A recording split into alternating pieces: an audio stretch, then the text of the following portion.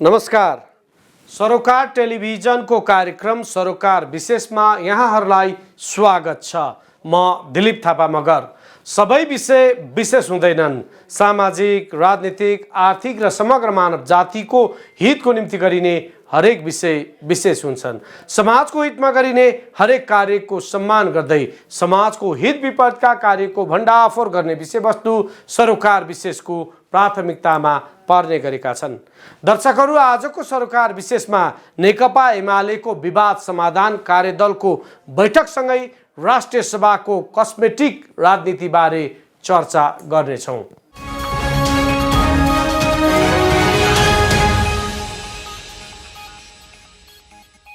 नेकपा एमाले भित्रको राजनीति बुझि नसक्नुको छ। कहिले फुट्ने त कहिले मिल्ने नेकपा एमालेको नीति नै बनेको छ। एमाले भित्रको विवाद मिलाउन बनेको कार्यदल विगत 3 दिनदेखि निकै सक्रिय बनिरहेको छ। कार्यदलको बुधबारको बैठकले केही सकारात्मक सङ्केतहरू देखिएको प्रधानमन्त्री केपी ओली र झलनाथ माधव नेपाल पक्षका नेताहरूको भनाइ छ। दर्शकहरू, यति मात्र होइन, राष्ट्रिय सभाको बैठकमा सत्ता पक्ष र प्रतिपक्षको शब्द बाणले कस्मेटिक राजनीतिको उपनाम समेत पाएको छ।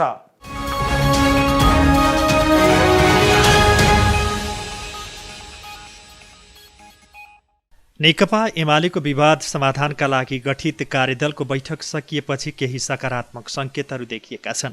बुधबार सिंहदरबारमा बसेको बैठक सकारात्मक रहेको र बिहिबारसम्म सबै विवाद टुङ्ग्याउने प्रयास भएको अध्यक्ष केपी शर्मा ओली पक्षका कार्यदल सदस्य प्रदीप ग्यावालीले जानकारी दिए।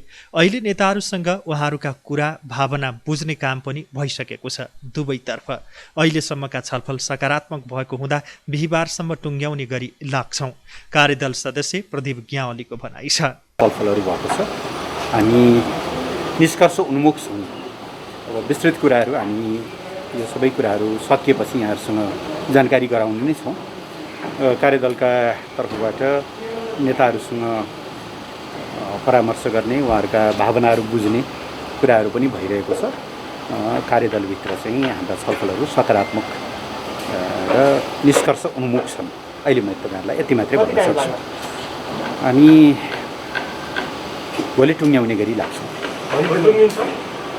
लाग्छौँ। अब कहिलेकाहीँ प्राविधिक कारणले ढिलो पनि हुन सक्ला, तर अहिलेसम्मको हाम्रो छलफलको आधारमा भोलि टुङ्गिन्छ भन्ने मेरो विश्वास छ। बैठक अघि वरिष्ठ नेता झलनाथ खनाल, माधव कुमार नेपाल पक्षका कार्यदल संयोजक भीम रावलले कोटेश्वर पुगेर नेपाललाई भेटेका थिए। कार्यदलमा केन्द्रीय कमिटीको सङ्ख्या, पूर्व माओवादी नेताको व्यवस्थापन, सर्वोच्च अदालतमा दायर रिटको हकमा भाषा मिलाउने लगायत विषयमा छलफल भएको थियो। कार्यदलको बैठक सोमबार र मङ्गलबार पनि सिंहदरबारमै बसेको थियो। पहिलो दिन कार्यदलका नेताहरूबीच अनौपचारिक तहमा भएका विषयवस्तुबारे छलफल भएको थियो भने दोस्रो दिन सहमति जुटाउन खोजिएका विषयमा कार्यदल सदस्यहरूले आफ्नो धारणा राखेका थिए। एमाले पार्टी विवाद समाधानका लागि जेठ 2 मा 10 सदस्यीय कार्यदल बनाइएको थियो। कार्यदलमा संस्थापन पक्षबाट विष्णु पौडेल, सुभाष नेमाङ, शङ्कर पोखरेल, प्रदीप ग्यावाली र विष्णु रिमाल छन्। नेपाल पक्षबाट कार्यदलमा रावल सहित सुरेन्द्र पाण्डे, गोकर्ण विष्ट, घनश्याम भुषाल र रघुजी पन्त छन्। नेपाल पक्षका कार्यदल सदस्य गोकर्ण विष्टले पनि बैठक सकारात्मक भएको र विवाद रहेका मुद्दामा समाधान नजिक पुगेको बताए। 3 दिनदेखि कार्यदलले काम गरेको छ। तेस्रो बैठकसम्म आइपुग्दा जुन मुद्दामा विवाद देखिएको थियो ती मुद्दा झण्डै निष्कर्षमा पुगेका छौँ, विष्टले भने। उनले छोटो अवधिमा सबै विवाद समाधान गर्दै पार्टीलाई एकताबद्ध बनाउन र सार्थक परिणाम निकाल्न सक्छौँ भन्ने कुराको विश्वास आर्जन भएको छ। बैठक सकारात्मक रूपमा अगाडि बढेको छ, उनले भने। दिनदेखि कार्यदलले औपचारिक रूपमा काम सुरु गरेको छ। आज कार्यदलको तेस्रो बैठक सम्पन्न भएको छ। हामी तेस्रो बैठकसम्म आइपुग्दा जुन मुद्दाहरूमा विवाद देखा परेको थियो ती मुद्दाहरूमा समाधान खोज्ने सन्दर्भमा झन्डै निष्कर्षमा पुगिरहेका छौँ र एउटा छोटो अवधिमा हामीले समस्याहरूको समाधान गर्दै पार्टीलाई एकताबद्ध बनाउन सक्छौँ, सार्थक परिणाम प्राप्त गर्न सक्छौँ भन्ने कुरा कार्यदलको बैठकबाट हामीमा विश्वास आर्जन भएको छ। बैठक सकारात्मक रूपमा अगाडि बढेको छ। के कुराहरूमा निष्कर्ष भएको छ, के अलिकति मिल्न बाँकी छ, थोरै स्पष्ट पार्दैछु। होइन, अहिले ती सबै विषयहरूलाई मैले राख्न चाहँदैन, तर म यति साङ्केतिक हिसाबले भन्न चाहन्छु कि अदालतको फैसला मुताबिक 2075 जेठ 2 गतेको अवस्थामा नेकपा एमाले फर्किसकेपछि पार्टी र जनसङ्गठनका सबै तहका कमिटीहरूलाई त्यही अवस्थामा पूर्ववत अवस्थामा फर्काएर क्रियाशील बनाउने, नेकपा एमाले केन्द्रीय कमिटीको सन्दर्भमा सङ्ख्यामा जे विवाद थियो त्यो सन्दर्भमा पनि समाधान खोज्ने, नेकपा माओवादीको तर्फबाट नेकपा एमालेमा एकताको सन्दर्भमै रहनुभएका साथीहरूको व्यवस्थापन गर्ने विषय र प्रतिनिधि सभा विघटन र अदालतमा परेको मुद्दाको सन्दर्भमा समाधान खोज्ने गरी हामीले जुन भाषामा सहमति खोज्नु पर्थ्यो त्यो सन्दर्भमा धेरै हिसाबले हामी नजिक आइपुगेका छौँ। एक प्रकारको अविश्वासले लामो समयदेखि हामीलाई परस्पर एकले अर्कोको विरुद्ध आरोप प्रत्यारोपमा उत्रने परिस्थिति पनि निर्माण भएको थियो। कम्तीमा अविश्वासको त्यो खाडल कम भएको छ, विश्वासको वातावरण निर्माण भएको छ। अध्यक्ष केपी शर्मा ओली र वरिष्ठ नेता माधव कुमार नेपाल पक्षका नेताहरू रहेको कार्यदलको बैठक लगातार 3 दिनदेखि बसिरहेको छ। कार्यदलका सदस्य एवं एमाले सचिव गोकर्ण विष्टका अनुसार कार्यदल अदालतको फैसला अनुसार जेठ 2, 2075 मा फर्किँदा पार्टी र जनवर्गीय सङ्गठनलाई पूर्ववत अवस्थामा फर्काउन लगभग सहमत भएको बताए। एकले अर्काका समस्याहरू बुझ्ने, एउटा पक्षले अर्को पक्षको मनोविज्ञान बुझ्ने र समाधानका लागि त्यही ढङ्गले परस्पर सद्भाव र सहयोगकी भूमिकाका साथ अगाडि बढ्ने अवस्था देखा परेको छ। हामी विषयवस्तुकै हिसाबले पनि धेरै बुदाहरूमा सहमतिको नजिकमा छौँ।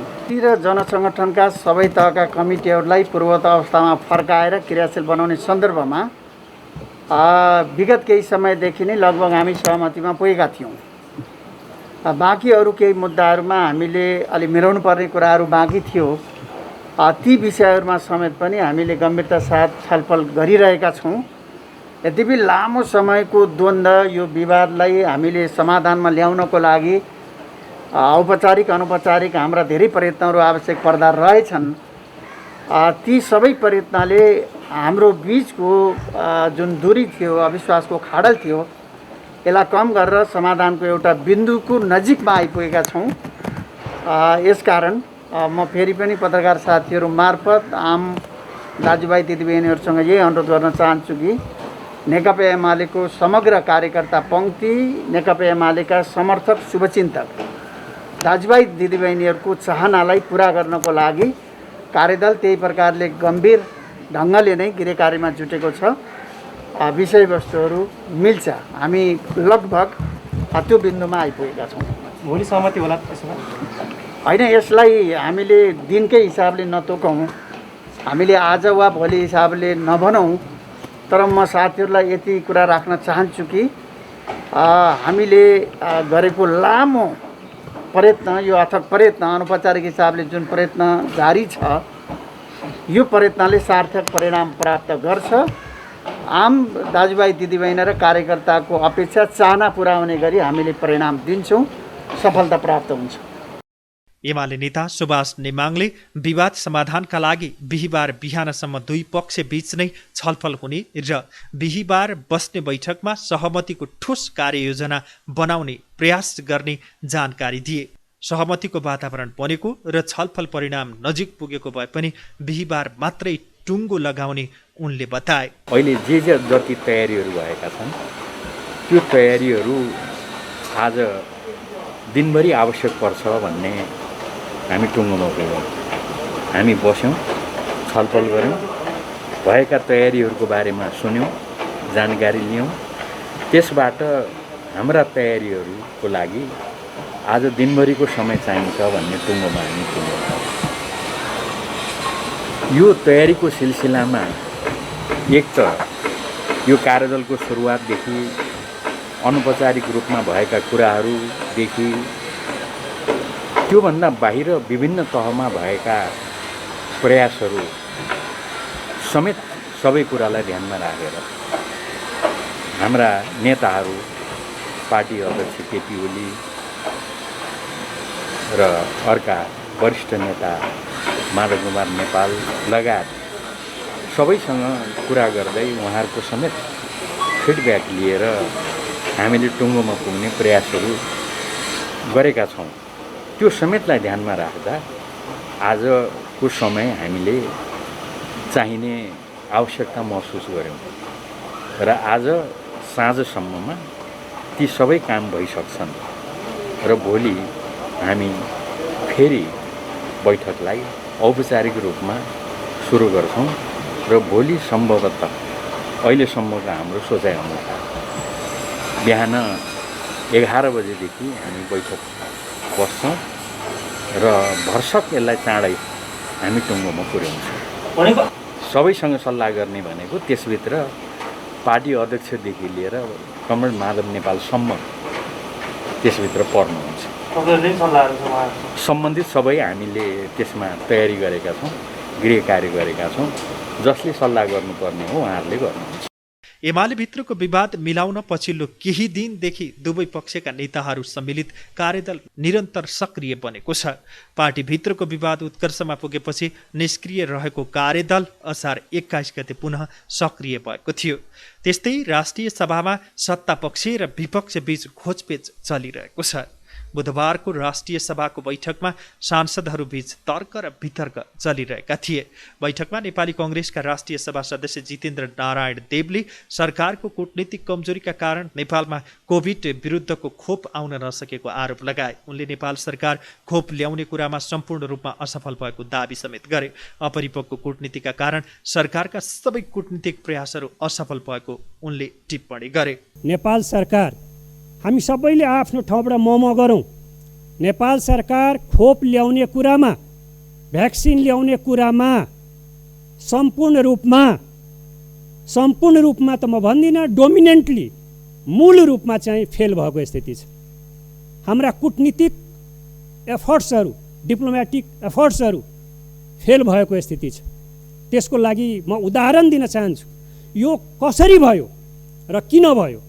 मेरो कुराको सेरोफेरो आज यो कसरी भयो, किन फेल्योर भयो र कसरी भयो भन्ने कुरा नै म मुख्य रूपमा राख्न चाहन्छु। पहिलो कुरा, म ल्याटिन अमेरिकाको उदाहरण दिन चाहन्न। भर्खरै फाइजरसँग र मोडर्नासँग युएस गभर्मेन्टले, संयुक्त राज्य अमेरिकाको सरकारको सहजीकरणमा मोडर्ना र फाइजर कम्पनीले होन्डुरस र पेरुलाई 25 लाख डोज भ्याक्सिन पठायो। तर म त्यो उदाहरण खालि एउटा उदाहरणलाई राखेको हुँ। म अहिले ल्याटिन अमेरिकातिर जान चाहन्न। दक्षिण एसियाको कुरा म गर्दैछु। अब दक्षिण एसियाको कुरा कसरी नेपाल सरकार फेल भयो? दक्षिण एसियाको सन्दर्भमा अमेरिका सरकारको सहजीकरणमा, सहजीकरणमा 25 लाख डोज मोडर्नाको भ्याक्सिन, मोडर्ना कम्पनीको भ्याक्सिन बङ्गलादेशले उपलब्ध भएको छ। दक्षिण एसियाको देश बङ्गलादेशलाई उपलब्ध भएको छ र त्यतिकै डोज पाकिस्तानलाई त्यही मोडर्ना कम्पनीको खोप उपलब्ध भएको छ। सिपमेन्ट भइसकेको छ। पाकिस्तान त आइपुनि पुगेको छ। त्यस पछाडि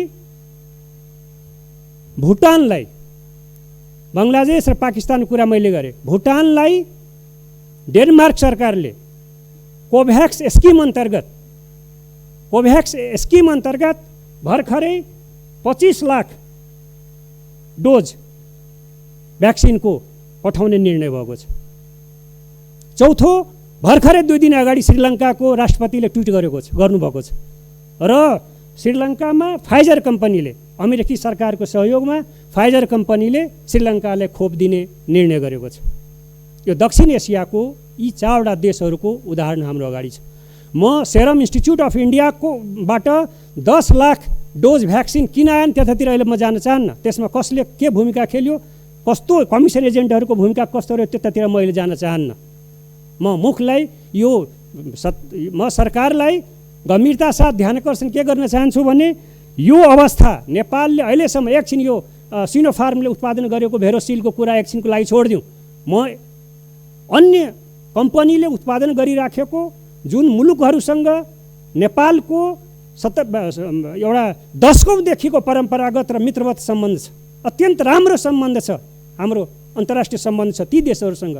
त्यो देशहरू र ती कम्पनीहरू किन चिसो भए नेपालको लागि? नेपालको सरकारसँग किन डिल गर्न चाहेन? अहिलेसम्म त्यसमा नेपाल सरकार किन फेल खायो?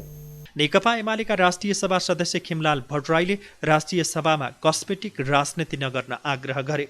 भट्टराईले बैठकमा सरकारको कामको विरोध वा समर्थनमा अभिव्यक्ति दिन सकिने भए पनि कस्मेटिक राजनीति नगर्न सबैको ध्यान आकर्षण गराए।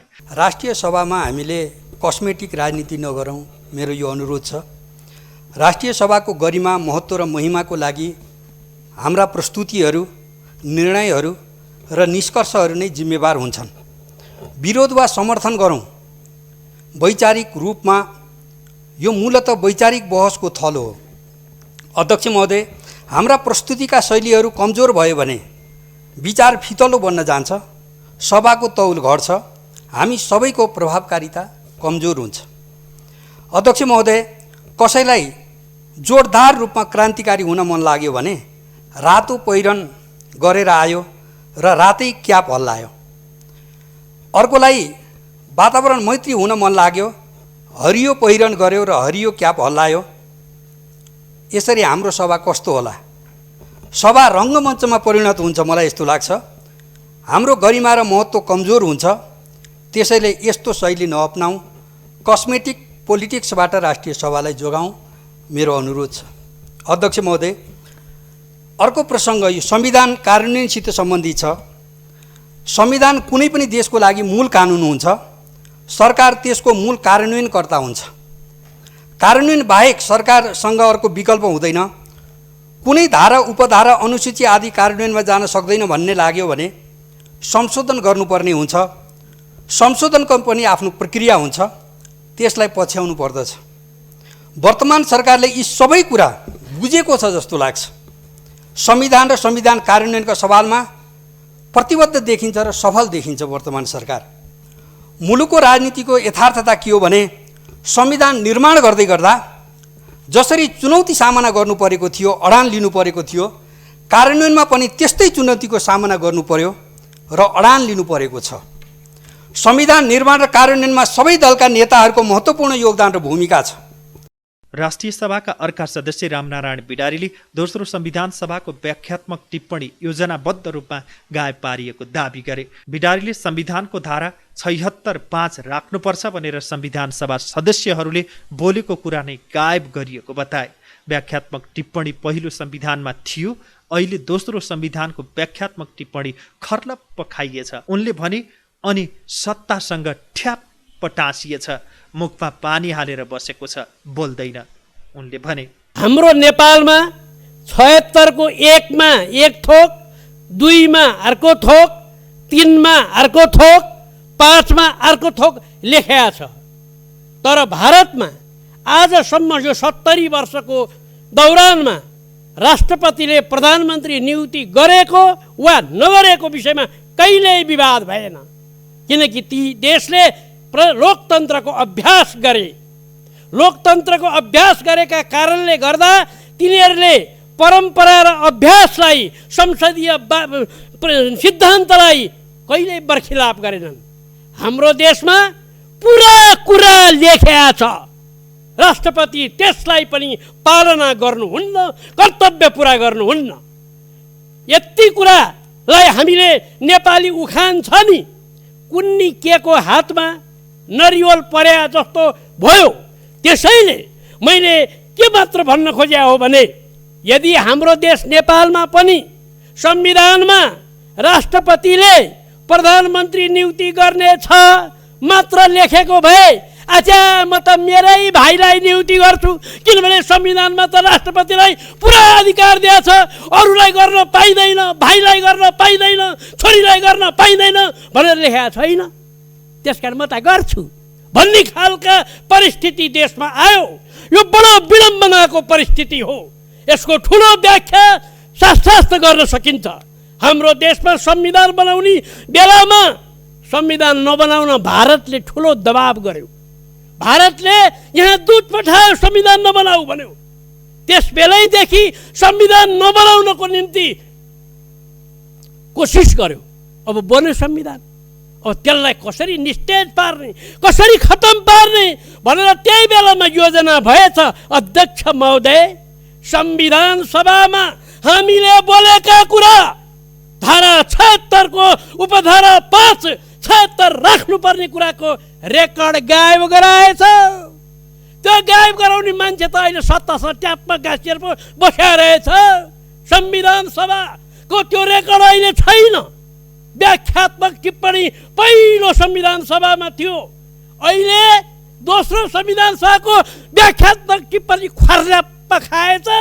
अनि सत्तासँग ठ्याक्कै टाँसेछ, मुखमा पानी हालेर बसेछ, बोल्दैन, कुकुर गरे हुन्छ। यस्तो प्रकारको हामीले नाकाबन्दीका मतियारहरू र नाकाबन्दीका आयोजकहरूले सामन्त गोयल समेतलाई अहिले आएर ट्याली गरेर हेरौँ त। त्यसो भएको हुनाले मेरो मुख्य कुरा के हो भनेदेखि धारा 76(5) को प्रयोग गर्ने जुन प्रकारको कुरा छ, निर्दलीयताको कुरा ल्याए। बुझ्नु न सुन्नु के हो निर्दलीयता भने? बहुदलीय व्यवस्था कहाँ हुन्छ? निर्दलीयताको अभ्यास हामी यहाँ गरिराखेका छौँ।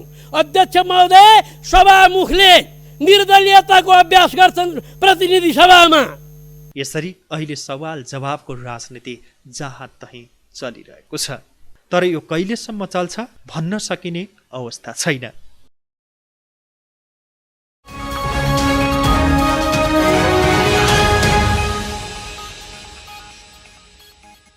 दर्शकहरू, आज हामीले सरोकार विशेषमा नेकपा एमाले भित्रको विवाद समाधान कार्यदलको बैठकसँगै राष्ट्रिय सभाको कस्मेटिक राजनीतिबारे तयार पारिएको सरोकार विशेष प्रस्तुत गर्यौं।